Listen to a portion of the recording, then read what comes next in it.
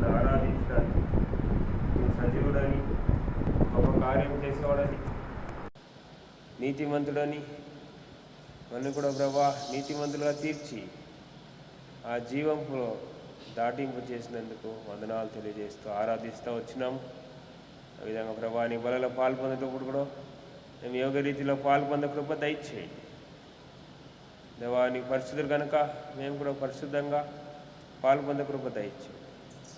దేవా నీ రాకడ కొరకు నేను సిద్ధపడే విధానంలో మమ్మల్ని సిద్ధపరచండి.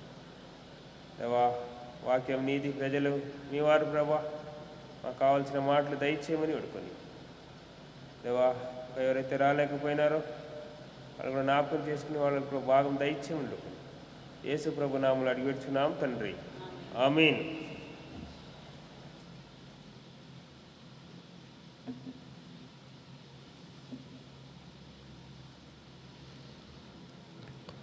కొన్ని వారాలుగా మనము ఈ వాగ్దానం గురించి మనము ధ్యానిస్తూ ఉన్నాము. దేవుని ప్రేమించే వారికి దేవుడు కంటికి కనబడని హృదయం కోర్చిన కాని కార్యాలని కూడా మన కొరకు సిద్ధపరచినని మనము ధ్యానిస్తూ వచ్చినాం. పోయిన వారం కూడా మనము కిరీటాల గురించి మనము ధ్యానిస్తూ వచ్చినాము. 2 కిరీటాలని గురించి ధ్యానించినాము. ఏమేమి కిరీటము ధ్యానించినాము? మొట్టమొదటి అక్షయమయ కిరీటము, రెండోది నీతి కిరీటము. కాబట్టి మరొకసారి ఆ 2 వచనాలు మనం చదువుకొని ముందుకు వెళతాము. కొరింథీ రాసిన మొదటి పత్రిక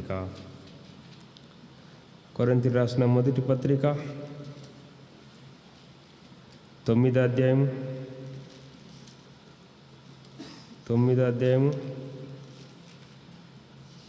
25వ వచనం.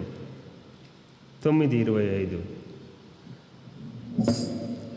మరియు పందెమందు పోరాడు ప్రతివాడు అన్ని విషయముల యందు మితముగా ఉండును, వారు క్షయమగు కిరీటమును పొందుటకును మనమైతే అక్షయమైన కిరీటను పొందుటకును మితముగా ఉన్నాము. కాబట్టి ఈ లోకంలో లోకస్తులందరూ కూడా క్షయమయ్యే కిరీటాన్ని కొరకు పోరాడుతున్నారు. అది ఒక రోజంతా కూడా క్షయమైపోతుంది, గతించిపోతుంది అని మనం చూస్తూ వచ్చినాం. అయితే మనమైతే అక్షయమైన కిరీటము, దేవుని ప్రేమించే వారికి దేవుడు అక్షయమైన కిరీటము ఉంచి ఉన్నాడని మనము ధ్యానించుకుంటా వచ్చినాము. తర్వాత రెండోది మనం చూసుకున్నాము. యాకోబు 1వ అధ్యాయము 12వ వచనంలో. దానికి ముందు 2 తిమోతి 4:8 అనుకుంటాం. నీతి కిరీటము 2 తిమోతి రాసిన పత్రిక 4వ అధ్యాయము 8వ వచనం. ఇక మీదట నా కొరకు నీతి కిరీటం ఉంచబడి ఉన్నది. కాబట్టి ఆ దినమందు నీతి గల న్యాయాధిపతి అయిన ప్రభువు అది నాకు మాత్రమే కాకుండా తన ప్రత్యక్షను అపేక్షించి వారు అందరికీ అనుగ్రహించను. కాబట్టి మొట్టమొదటి అక్షయమైన కిరీటం, దేవుని ప్రేమించే వారికి అక్షయమైన కిరీటము. రెండోది నీతి కిరీటము. అది అపోస్తలుడైన పౌలు అంటాడు, అది నాకు ఉంచబడింది. నాకు మాత్రం కాదు, ఎవరైతే అపేక్షిస్తారో, ఎవరైతే దాని కొరకు ఆశపడతారో వాళ్ళందరికీ కూడా ఆ నీతి కిరీటము అనుగ్రహించబడుతుందని మనము చూస్తూ వచ్చినాం. ఈరోజు కూడా కొన్ని కిరీటాల గురించి మనం చూసుకొని మనము బలలో పాలు పొందుకుంటాము. దయచేసి చదవండి. యాకోబు రాసిన పత్రిక 1వ అధ్యాయము 12వ వచనం. యాకోబు 1:12. యాకోబు రాసిన పత్రిక 1వ అధ్యాయము 12వ వచనం. శోధన జయించేవాడు ధన్యుడు, అతడు శోధనకు నిలిచిన వాడై ప్రభు తన్ను ప్రేమించే వారికి వాగ్దానము చేసిన జీవ కిరీటము పొందెను. కాబట్టి జీవ కిరీటం. కాబట్టి ఈ లోకంలో మనం పాపాన్ని క్షమించి పాపం నుంచి విమోచించి ఆ నిత్య జీవం ఇచ్చినాడు. అంతే మాత్రం కాదు, ఏమిస్తాడంట? జీవ కిరీటము పొందుతాం. తర్వాత శోధన సహించేవాడు ధన్యుడు. కాబట్టి మనం చూస్తూ ఉంటాము, మా క్రైస్తవులకి నిజంగా దేవుని పిల్లలకి ఎన్నెన్నో కష్టాలు ఉంటుంది, ఎన్నెన్నో శోధనలు ఉంటుంది, ఇరుకులు ఉంటుంది, ఇబ్బందులు ఉంటుంది. అనేకసారి మేము సువార్తకు వెళ్తూ ఉంటే కొంతమంది చెప్పేవాళ్ళు, యేసు ప్రభుని నమ్ముకున్న తర్వాత మాకు చాలా కష్టాలు వచ్చింది, అందుకే ఇప్పుడు దాన్ని విడిచిపెట్టినామని. దేవుడు అంటున్నాడు మనమందరూ కూడా జీవ కిరీటం పొందుకోవాలని ఉద్దేశం. కష్టపడకపోతే ప్రతిఫలం లేదు. అలాగనే మనము ఈ శోధనని కూడా సహించకుండా మనం ఉండేదైతే ఆ జీవ కిరీటము మనకి దొరకదు. ప్రియులారా, మనం ఆదమ హవ్వని మనం చూసినప్పుడు ఏదెన్ తోటంలో మంచి చెడుని తెలుసుకునే ఫలాన్ని భుజించినారు. అక్కడ జీవవృక్షం కూడా ఉంది,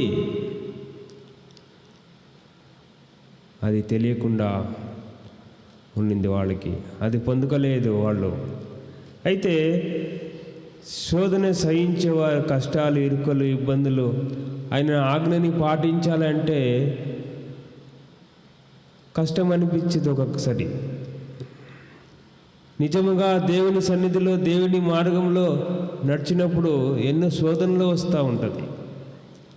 దాన్ని సహించే వారికి మాత్రమే నీతి కిరీటం, నిత్య జీవ కిరీటము అనుగ్రహించబడతారు. అనేకసారి మనం శోధనని ఇష్టపడము, కష్టాన్ని ఇష్టపడము. కాబట్టి ప్రియులరా, అందుకే ప్రభువైన యేసుక్రీస్తు ఈ లోకంలో ఉన్నప్పుడు సెలవిచ్చినాడు, ఇరుకు మార్గములో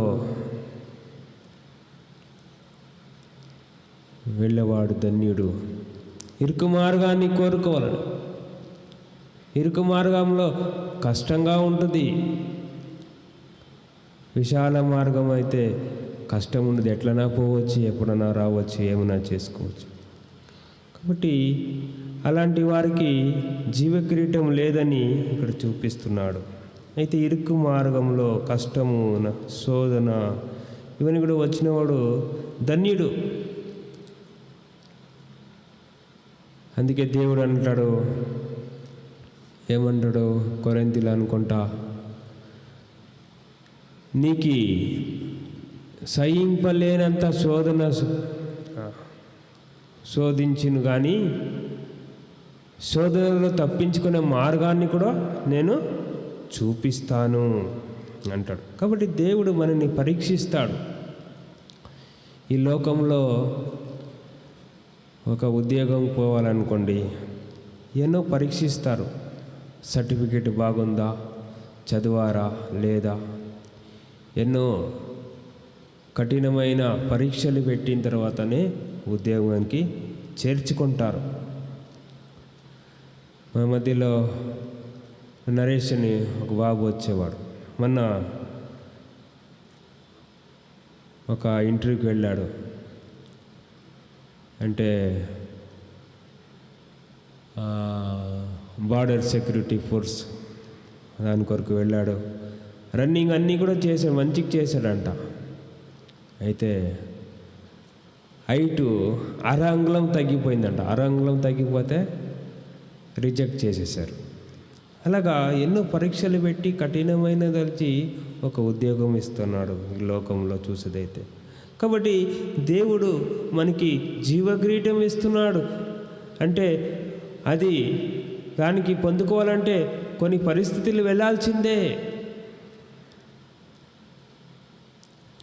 అందుకే పోయిన వారం మనం చూస్తూ వచ్చినాము. నా శరీరాన్ని నేను లోపరుచుకుంటున్నాను, నలగగొట్టుకొనుచున్నాను. అంటే అపొస్తలుడైన పౌలు ఇరుకు మార్గంలో వెళ్తూ ఆ కిరీటానికి పాత్రుడుగా ఆయన నిలిచిపోయినాడు. ఇక్కడ కూడా మనం యాకోబు రాస్తూ అదే అంటున్నాడు. 12వ వచనంలో మనం చూసేదైతే, శోధనను సహించువాడు ధన్యుడు, అతడు శోధనకు నిలిచిన వాడై ప్రభువు తన ప్రేమించే వారికి వాగ్దానము చేసిన జీవకిరీటమును పొందెను. కాబట్టి మనము శోధన వచ్చినప్పుడు ఎందుకయ్యా కష్టం వచ్చినప్పుడు ఏం చేస్తాము?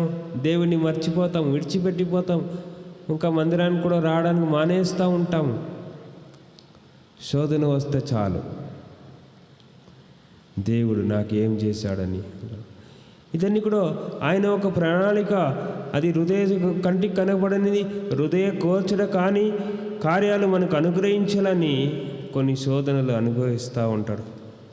ఇది మనము ఈ శోధనను జయించి మన జీవ కిరీటం పొందుకున్న వారుగా ఉండాలని, దాని కొరకు మనము ప్రయాసపడేవారుగా ఉండాలి. మొట్టమొదటి ఏమి? అక్షయ కిరీటము, రెండోది నీతి కిరీటము, మూడోది అయితే జీవ కిరీటము అని మనము చూస్తూ వచ్చినాం. కాబట్టి జీవ కిరీటాన్ని పొందుకోవడానికి కొరకు కష్టం వచ్చినా, శోధన వచ్చినా, ఇరుకు వచ్చినా, ఇబ్బంది వచ్చినా, ప్రభా నేను నీ కొరకు జీవిస్తా ప్రభా, ఈ శోధనని జయించే శక్తిని ఇస్తానన్నావు కదా, శక్తిని అనుగ్రహించి ఈ శోధనని సహించడానికి నా కృపద అనుగ్రహించి ముందుకు సాగబడి ఆ జీవ కిరీటాన్ని పొందుకోవడానికి నాకు సహాయం చేయ ప్రభు అని మనము ముందుకు వెళ్ళినప్పుడు ఆ జీవిత కిరీటాన్ని మనం పొందుకుంటాము. మళ్ళీ పేతురు రాసిన పత్రికలో ఇంకొక మాట చూస్తాము. మొదటి పేతురు రాసిన పత్రిక 5వ అధ్యాయము, మొదటి పేతురు రాసిన పత్రిక 5వ అధ్యాయము 4వ వచనం, 5:4, ప్రధాన కాపరి ప్రత్యక్షమైనప్పుడు మీరు వాడబారని మహిమా కిరీటము పొందుదరు. కాబట్టి దేవుని ప్రేమించిన వారు, శోధనను సహించేవారు, వీళ్ళందరికీ దేవుడు ప్రత్యక్షమైనప్పుడు ప్రధాన కాపరి ప్రత్యక్షమవుతాడంట. అయినప్పుడు మనకి మహిమా కిరీటము అనుగ్రహించబడుతుంది. కాబట్టి ఇదే క్రైస్తవ జీవితం. దేవుడు రక్షించబడి మానవుని రక్షించి జీవమిచ్చి నీతిమంతులుగా తీర్చి, ఇది కారణం ఏమంటే ఆయనతో కూడా అక్షయమైన కిరీటాన్ని, నీతి కిరీటాన్ని, జీవ కిరీటాన్ని, మహిమ కిరీటాన్ని ధరించిన వారుగా ఉండాలని దేవుని ఒక ఇష్టం. కాబట్టి మన ప్రధాన కాపరి ప్రత్యక్షమవుతాడు. ఆయన కొరకు కనిపెడతా ఉండాల. కనిపెడతా ఉన్నప్పుడు దేవుడు ఏం చేస్తాడంటే అలాంటి వారికి మహిమా కిరీటము ఇస్తాడంట. కాబట్టి ప్రియులరా, మన జీవితంలో మనం పరీక్షించుకుంటాం. ప్రభా, నీ కొరకు, నీ రాకడ కొరకు కనిపెడతా ఉన్నామా? ప్రధాన కాపరి ఎప్పుడు వస్తాడో అని ఎదురు చూస్తూ ఉంటామా? ఒకవేళ లేకపోతే ప్రభా ఈరోజు నుంచి ఎదురు చూస్తాను. ఎందుకంటే ఇక్కడ 5:4 మనం చూసేమైతే ప్రధాన కాపరి ప్రత్యక్షమైనప్పుడు మీరు వాడబారని మహిమా కిరీటాన్ని పొందుదరు. కాబట్టి ఆయన వచ్చేటప్పుడు మనము మహిమా కిరీటం, వాడబారని మహిమా కిరీటం అని మనం పొందుకోవాలి. పిల్లలు ఏం చేస్తూ ఉంటారంటే తల్లి తండ్రి ఎక్కడైనా బయటకు పోతే ఎప్పుడు వస్తారు అని ఎదురు చూస్తూ ఉంటారు. చిన్నపిల్లలైతే మా డాడీ వస్తే ఏం తీసుకుని వస్తాడో, ఎప్పుడెప్పుడు మా డాడీ వస్తాడో అని ఎదురు చూస్తూ ఉంటారు. అలాగనే దేవుని పిల్లలుగా మనం కూడా మన ప్రధాన కాపరి, మన రక్షకుడు ఎప్పుడు వస్తాడో ప్రభువా, నువ్వు ఎప్పుడు వస్తావో అది నేను ఎదురు చూస్తూ ఉంటా ప్రభువా, నీ ప్రత్యక్షత కొరకు నేను ఎదురు చూస్తూ ఉంటా. ఎందుకంటే అప్పుడు నాకు జీవ కిరీటం ఇవ్వబోతున్నావు, వాడబరిని మహిమా కిరీటాన్ని ఇవ్వబోతున్నావు, అక్షయమైన కిరీటాన్ని ఇవ్వబోతున్నావు, నీతి కిరీటాన్ని నాకు ఇవ్వబోతున్నావు. అమ్మా, ఎంత గొప్ప ధన్యత అని మనము ఎదురు చూసేవాళ్ళుగా ఉండాలా. తర్వాత ప్రకటనలో కూడా ఒక మాట అంటాడు, దయచేసి చూడండి. దేవుని పిల్లలకి దేవుడు ఎలాంటి వారు ఈ కిరీటాన్ని పొందుకుంటారని అక్కడ రాయబడి ఉంది. దయచేసి చూడండి. ఆయన రాకడ ఉన్నప్పుడు, ఆయన కొరకు ఎదురు చూసినప్పుడు మనకి ఏం కలుగుతుంది? 2:10 2వ అధ్యాయము 10వ వచనం. ఇదిగో మీరు శోధింపబడినట్లు అపవాది మీలో కొందరిని చెరలో వేయించుచున్నాను. 10 దినములు శ్రమ కలుగును. మరణం వరకు నమ్మకంగా ఉండము, నేను నీకు జీవ కిరీటము ఇచ్చెదను. మరణం వరకు నమ్మకంగా ఉండము. కాబట్టి ఈ కష్టాలు, ఇరుకులు, ఇబ్బందులు, శోధనలు వచ్చినప్పుడు మనము అపనమ్మకస్తులైపోతాం, దేవునికి దూరస్తులుగా మారిపోతాము. అయితే దేవుడు అంటున్నాడు, ఇవన్నీ కూడా కలుగుతుంది, పర్వాలేదు. యేసు ప్రభుని శోధించినాడు సైతాను, హింసించినారు, దూషించినారు, ఎన్నో శ్రమల నుంచి వెళ్ళాడు. కాబట్టి శ్రమలో వెళ్ళాడు. ఆ శిలువ శ్రమ ఎంతో కఠినమైంది, ఘోరమైంది. దేవుడు అనుభవించినాడు. ఇదే శిలువ మార్గము. ఆ మార్గంలోనే నడవాలని యేసు ప్రభు సెలవిచ్చినాడు. కాబట్టి ఇక్కడ మనం చూస్తున్నాము, ఇదిగో మీరు శోధింపబడినట్లు. కాబట్టి దేవుని పిల్లలుగా ఉన్నప్పుడు సాతాను రకరకమైన విధానంలో శోధిస్తూ ఉంటాడనమాట. శోధించినప్పుడు మనము శోధనని జయించేవారుగా మనం ఉండాలా. ఇక్కడ మనం చూస్తాము, ఆ శోధనలో, శ్రమలో, ఇరుకులో ఉన్నప్పుడు నమ్మకముగా ఉండాలి. కొద్ది రోజే, 10 దినములు శ్రమ. అది ఎలాంటి శ్రమన కావచ్చు. ఆర్థిక శ్రమ వచ్చి ఉండొచ్చు, మానసిక శ్రమ ఉండొచ్చు, అనారోగ్య శ్రమ ఉండొచ్చు, లేకపోతే క్రైస్తవుడుగా జీవించడం ద్వారా, ఈ లోకస్తుల ద్వారా వచ్చే శ్రమలు ఉండవచ్చు. దేవుడు ఎవరెవరు కెపాసిటీ, ఎవరెవరు ఎంత భరించగలుగుతారో అంత శ్రమలను అనుభవిస్తారు. ఎందుకంటే వాళ్ళు నమ్మకత్వాన్ని పరీక్షించటానికి కోసము. కాబట్టి ఎప్పుడైతే ఆ పరీక్షలో నిలబడతారో, ఆ నమ్మకంగా ఉంటారో, అప్పుడు జీవ కిరీటాన్ని ఇస్తాడు. కాబట్టి ప్రియులరా, ఉదాహరణకు మనం చూసేదైతే ఇజ్రాయేల్ ప్రజల్ని ఐగుప్తు దేశం నుంచి బయటికి తీసుకుని వచ్చినాడు. దేవుడు కానాన్ దేశాన్ని వాళ్ళకు అనుగ్రహించాలని అబ్రాహాంకి వాగ్దానం చేశాడు.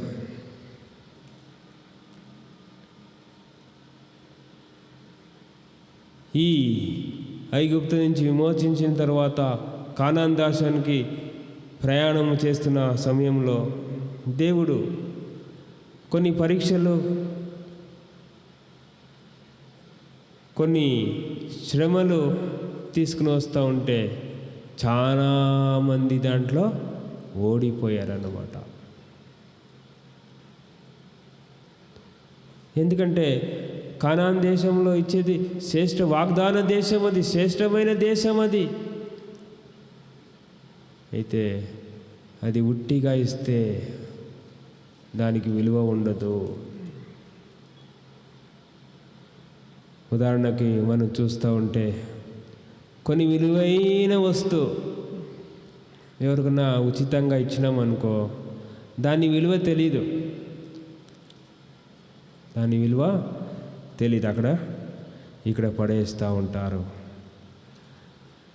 అయితే వాళ్ళే దాన్ని ప్రయాసపడి కష్టపడి కొనుక్కుంటే అప్పుడు దాని ఒక విలువ తెలుస్తుంది. మా డానియల్ ఉన్నాడు, రూపాయి దాచిపెట్టుకొని ఒక చిన్న ఉంగరం ఒకటి చేసుకున్నాడు. ఉంగరం చేసుకుంటే దాన్ని ఎంత జాగ్రత్త పెట్టుకున్నాడో, ఎవరిని ముట్టనీయకూడదు. అయితే వేరే ఎవరన్నా కొనిచ్చి ఉంటే దాని యొక్క విలువ తెలియదు.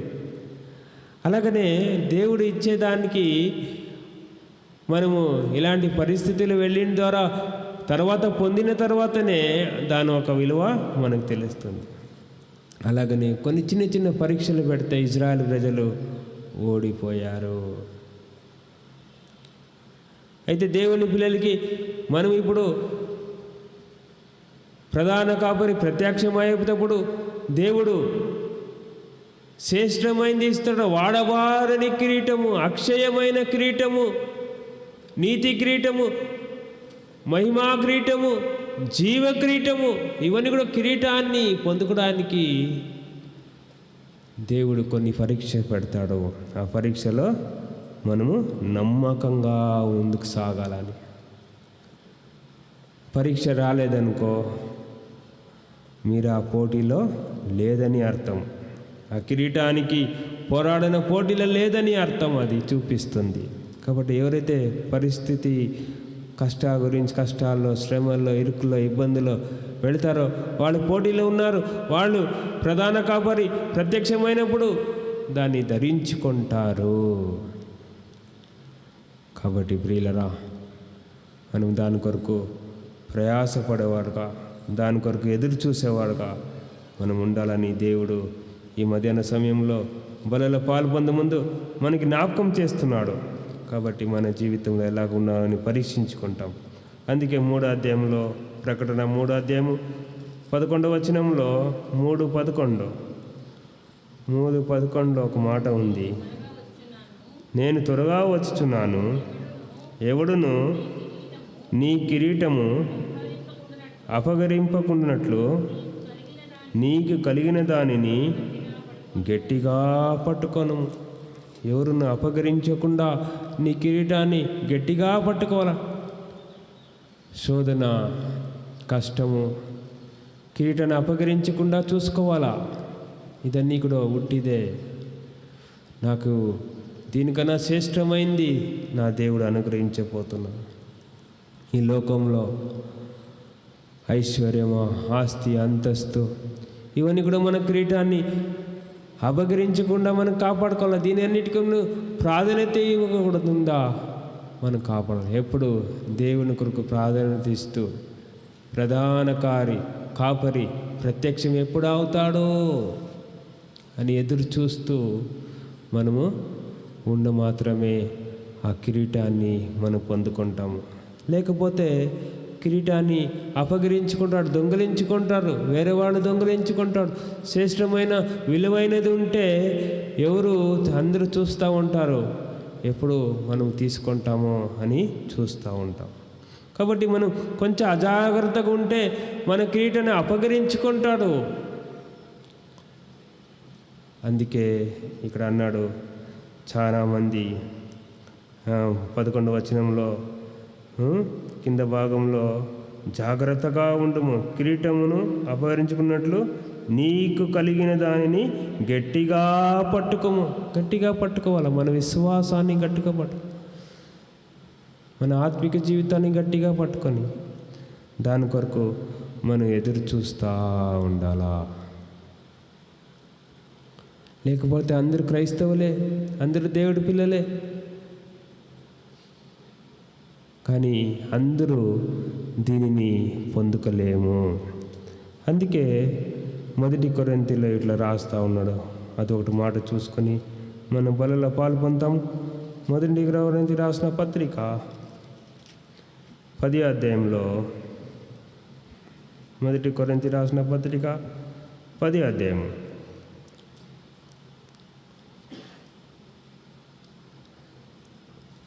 3వ వచనం. అందరూ ఆత్మ సంబంధమైన ఒకే ఆహారమును భుజించిరి, అందరూ ఆత్మ సంబంధమైన ఒక పానీయమును పానము చేసిరి. ఏలైనగా తమను వెంబడించిన ఆత్మ సంబంధమైన బండలనుది త్రాగిరి, ఆ బండే క్రీస్తే. 5వ వచనం. అయితే వారిలో ఎక్కువ మంది దేవునికి ఇష్టలుగా ఉండకపోయిరి గనక అరణ్యములో సమరింపబడిరి. కాబట్టి ఇక్కడ ఒకే ఆత్మలో, ఒకే బండలో, ఒకే ఆహారము భుజిస్తూ వస్తూ ఉన్నారంట. అలాగనే అందరూ చర్చికి వస్తారు, అందరూ బైబిల్ చదువుతారు, అందరూ క్రైస్తవులే. కానీ ఆయనకి ఇష్టలుగా ఉండేవాళ్ళు ఎవరు అని చూస్తూ ఉన్నారు. ఆ ప్రధాన కాపరి ఎప్పుడు ప్రత్యక్షమవుతారని ఎదురు చూసేవాళ్ళు ఎవరు? అలాంటి వారిని చూస్తారు. ఎవరు కలిగిన దానిని గట్టిగా పట్టుకొని ఉన్నారు, ఎవరు చూస్తూ ఉన్నారు. అలాంటి వారే ఆ కిరీటాన్ని పొందగలుగుతారు. ఇక్కడ అందరూ ఒకే ఆహారం తిన్నారు, ఒకే పానీయము తాగుతూ వచ్చారు. అయితే చాలామంది ఆ కానాను దేశానికి ప్రవేశించలేకపోయినారు. కారణం ఏంటంటే చాలామంది ఇష్టలుగా లేకుండా పోవడం ద్వారా. కాబట్టి ప్రియులరా, మనము ఎలాగ ఉన్నామో ఒకసారి బలలో పాలు పొంది ముందు పరీక్షించుకుంటాం. ఆయనకి ఇష్టలుగా ఉన్నామా? దేవుడు మనకు కూడా బైబిల్ ఇచ్చాడు, ఆయన వాక్యం ఇచ్చాడు, సంఘం ఇచ్చినాడు, మంచి మంచి వర్తమానం వింటూ ఉంటాము. అయితే ఆయనకి ఇష్టలుగా జీవిస్తున్నామా లేదా అని ప్రశ్న. మనకు అనుగ్రహించినది గట్టిగా పట్టుకుంటున్నామా లేదా అని దేవుడు ప్రశ్నిస్తున్నాడు ఈ మధ్యాహ్నకాల సమయంలో. అందుబట్టి మన బలలో పొందే ముందు మనం పరీక్షించుకోండి. ప్రభువా, నా కొరకు ఎంత శ్రేష్టమైనది అనుగ్రహించిన. చిన్న చిన్న శోధన వచ్చి పడిపోతున్నాను, చిన్న చిన్న శోధ కష్టాలు వస్తే నిరాశరైపోతున్నాను, చిన్న చిన్న ఇబ్బందులు వస్తే నాకు అనుమానం వచ్చేస్తుంది. అపనమ్మకము, అనుమానము ద్వారా ఎంతమంది క్రైస్తవులు జీవిస్తున్నారు. అలాంటి వారు కాకుండా కష్టం వచ్చినా, ఇరుకులు వచ్చినా, ఇబ్బంది వచ్చినా, శోధన వచ్చినా మనకు అనుగ్రహించబడిన దానిని మనం గట్టిగా పట్టుకొని దేవునికి ఇష్టలుగా ముందుకు సాగినప్పుడు ఆ పరమ కారణానికి చేరుతాము.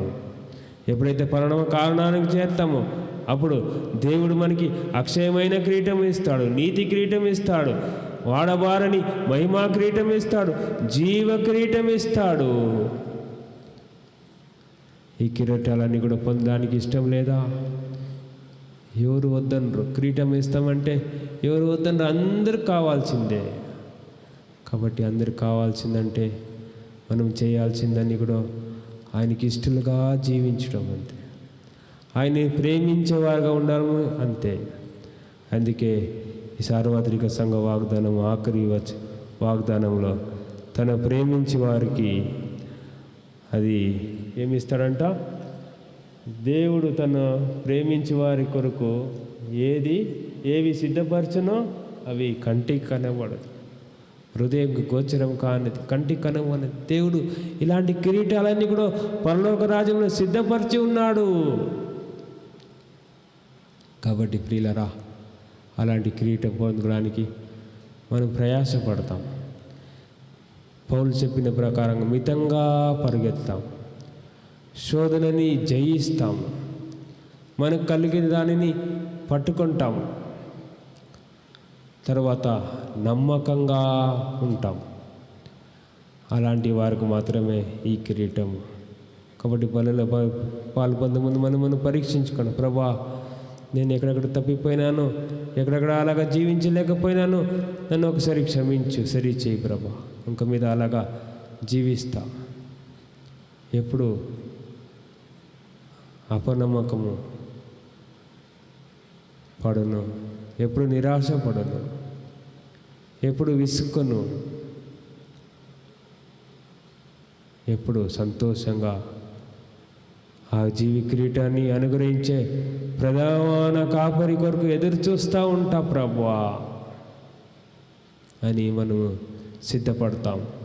సిద్ధపడిన వారికి అది అనుగ్రహించబడుతుంది. ఎవరు ఎదురు చూస్తావా అంటే వారే అవి అనుగ్రహించబడుతుంది. మనకు అందరికి తెలిసిన విషయమే. 10 కన్యకల్లో 5 బుద్ధి కలిగిన కన్యకలు ఉన్నారు, 5 మంది బుద్ధి లేని కార్యకర్తలు నిర్లక్ష్యంగా ఉన్నారు. వాళ్ళకన్నీ తెలుసు, పెళ్లి కుమారుడు వస్తాడని తెలుసు, అన్నీ తెలుసు, కానీ అంత సిద్ధపడారు, కానీ నిర్లక్ష్యం అన్నీ ఉంది. కానీ నూనె లేని కారణంగా ఆ పెళ్లి కుమారుని ఆయన ఒక రాకడలను ఎత్తపడే భాగ్యాన్ని కోల్పోతూ వచ్చారు. అలా కాకుండా ప్రభా, మేము బుద్ధి కలిగిన కనికవలే జాగ్రత్త పడడానికి, మాకు కలిగిన దానిని గట్టిగా పట్టుకోవడానికి, మేము ఈ లోకంలో మితంగా జీవించి నమ్మకంగా ఉండేవారుగా నన్ను సిద్ధపరిచి ప్రభా, ఆ ప్రధాన కాపరి ప్రత్యక్ష ఆడని కొరకు ఎలాగా బుద్ధి కలిగిన కనికలు ఎదురు చూస్తూ ఉన్నారో నేను కూడా ఎదురు చూస్తా ప్రభా. నాకు దాచి పెంచినదని కూడా ఆ కంటికి కనబడిన హృదయం గోచర కార్యాలన్నీ కూడా నాకు అనుగ్రహించబోతున్నావు, దాని కొరకు ఎదురు చూస్తున్నాను ప్రభా అని మనము ఎదురు చూస్తూ ఈ క్రైస్తవ జీవితాన్ని ముందుకు కొనసాగిస్తాం. తప్పకుండా మన ప్రధాన కాపరి ప్రత్యక్షం అవుతాడు, మనకి కిరీటాలు కూడా అనుగ్రహించబడుతుంది. 1 నిమిషం మౌనంగా ఉండి మనం పరీక్షించుకుంటాం. పరీక్షించుకొని బలలో మనము యోగ్యంగా పాల్పొందేలాగా దేవుడు సహాయం చేయలాగా ప్రార్థన చేసుకుంటాం.